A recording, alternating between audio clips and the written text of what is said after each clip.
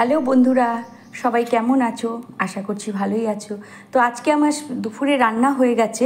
কি রান্না করেছি সেটা আমি তোমাদের সাথে শেয়ার করছি এবং মুখে বলার চেষ্টা করছি রান্নাটা কিভাবে আমি করেছি, রান্নার আইটেমগুলো। তো এটা হলো ঝুরি পটল। দেখো, পটলগুলোকে আমি এরকম মাঝারি করে চিকন চিকন করে কেটে নিয়েছি খোসা ছাড়িয়ে। আর ঠিক সেমভাবে আমি পেঁয়াজ কেটে নিয়েছি। পেঁয়াজের পরিমাণটা এতে একটু বেশি দিতে হয়। যেমন আমার এখানে 500 পটল ছিল, আমি এখানে 8টা পেঁয়াজ দিয়েছি বড় বড় সাইজের। তো পেঁয়াজগুলোকেও সেমভাবে আমি ঝুড়ো ঝুড়ো করে কেটে নিয়েছিলাম।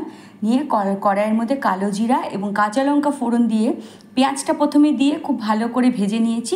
নেওয়ার পরে তারপরে পটলটা দিয়েছি, দিয়ে খুব সুন্দর করে আমি এটাকে শুকনো শুকনো করে ভেজেছি।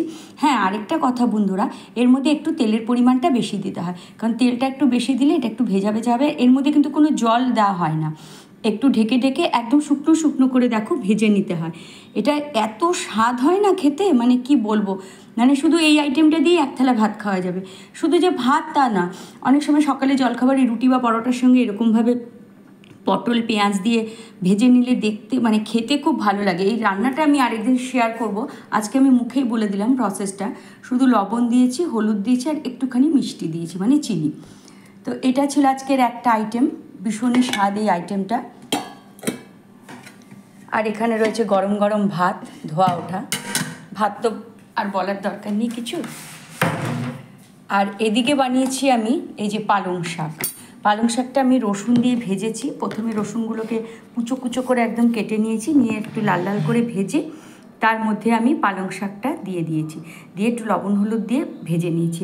আর আরেকটা টিপস বন্ধুরা, আমি যখনই কোনো শাক রান্না করি আমি ঢাকা দিই না। আমি শুনেছি ঢাকা দিলে নাকি শাকের যে রঙটা, সবুজ রঙটা, সেটা নাকি সবুজ ভাবটা সেটা নাকি মিয়ে যায়, মানে অনেকটা মানে ফেড হয়ে যায়। সেই জন্য আমি চেষ্টা করি যখনই শাক রান্না করি, শাক জাতীয় কিছু, আমি সেটাকে না ঢেকে অল্প অল্প স্টিমে ভেজে ভেজে রান্না করার চেষ্টা করি। আর লবণও দিয়েছি পরিমাণ মতো, অল্প হলুদ আর অল্প লবণ। তো এই হলো আজকের আরেকটা আইটেম। এই শাক ভাজাটা খেতে খুব ভালো লাগে। চেষ্টা করবে বন্ধুরা শাক না ঢেকে রান্না করা, তাহলে দেখো শাক কিন্তু সেদ্ধ হয়েছে, অথচ বেশ সবুজ সবুজ একটা ভাব, শাকের যে সবুজ ভাবটা রয়ে গেছে, খেতে কিন্তু ভীষণ স্বাদ হয়। এটা হলো একটা আইটেম। এইবার আরেকটা আইটেম, এটা আমি করেছি লোটে মাছের ঝুড়ো। হ্যাঁ বন্ধুরা, এতে একটু তেলটা বেশি পড়ে গেছে, তাই তেলটা একটু ভাসছে। এটা একটু কম তেলেও করা যায়, কিন্তু আজকে আমি এটা একটু অন্য প্রসেসে করেছি। তো বাজার থেকে লোটে মাছ কাটিয়ে এনেছিল, তা আমি প্রথমে একটু ভাপিয়ে নিয়েছি। তারপরে মোটামুটি 10টা বড় সাইজের পেঁয়াজ দিয়েছি, নিয়ে সেগুলোকে মাঝারি সাইজে ডুমো ডুমো ডুমো ডুমো করে কেটেছি। আর কিছু রসুন আর কিছু কাঁচা লঙ্কা আমি মিক্সিতে হালকাভাবে একটুখানি বেটে নিয়েছিলাম, মানে ঠিক পেস্ট বাটা না, মানে যেই বাটাটা ধরো মানে বেশ আধা বাটা যেটাকে বলে, মানে খুব মিহিও না আবার খুব তোমার একদম যে মিয়ে মানে পুরো গলে যাবে সেরকম না, আধা আধা বাটা, যেটাকে আমরা আধা বাটা বলে থাকি। তো প্রথমে তেলটা গরম হওয়ার পরে, এই রান্নাটা আমি সর্ষের তেল দিয়ে করি, কারণ এই ধরনের রান্না সর্ষের তেল ছাড়া ভালো লাগে না। তো তোমাদের বাড়িতে যার যেরকম তেল থাকবে করতে পারো, কিন্তু এই টেস্টটা কিন্তু সর্ষের তেলেই বেশি আসে। তো প্রথমে আমি কড়াইয়ে সর্ষের তেল দিয়েছি, তারপরে আমি দিয়েছি পেঁয়াজ আর পেঁয়াজ বলছি বন্ধুরা, রসুন আর কাঁচা লঙ্কাটা যে আমি হাফ করে বেটে নিয়েছিলাম, মানে মিক্সিতে হাফ বাটা করে নিয়েছিলাম, সেটা দিয়ে কিছুক্ষণ ভালো করে নাড়াচাড়া করে নিয়েছি। আমি আজকে মুখেই বলছি, যেহেতু রান্নার সময় ভিডিও ক্লিপগুলো নিতে পারি, তাই রান্নার প্রসেসটা আমি মুখে বলে দিচ্ছি। পরবর্তী কোনো সময় আমি যখন এইভাবে আবার রান্না করব, তখন অবশ্যই রান্নার ভিডিওটা পুরোটা শেয়ার করব। তো আশা করি আজকে আমি যখন মুখে বলছি বন্ধুদের অসুবিধা হচ্ছে না। তো তেল গরম হওয়ার পর রসুন আর কাঁচা লঙ্কা বাটাটা আমি ওর মধ্যে দিয়ে কিছুক্ষণ ভেজে নেওয়ার পরে যে পেঁয়াজগুলোকে টুকরো টুকরো করে কেটে রেখেছিলাম সেটা তার মধ্যে দিয়েছি। তো দেওয়ার পর খুব ভালো করে পেঁয়াজটা ভেজে নিয়েছি। নেওয়ার পরে সেদ্ধ করে রাখা, জল ঝরিয়ে রাখা লোটে মাছটা তার মধ্যে দিয়ে লবণ হলুদ দিয়েছি, আর একটু ব্ল্যাক পেপার মানে একটু গোলমরিচের গুঁড়ো এর মধ্যে দিয়েছি।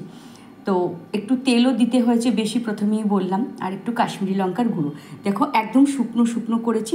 সাইড দিয়ে একটু তেলটা ভাসছে ঠিকই, মানে দেখতে ভালো লাগে ঠিকই, খেতেও ভীষণ স্বাদ হয় যখন এটা খাওয়া হবে।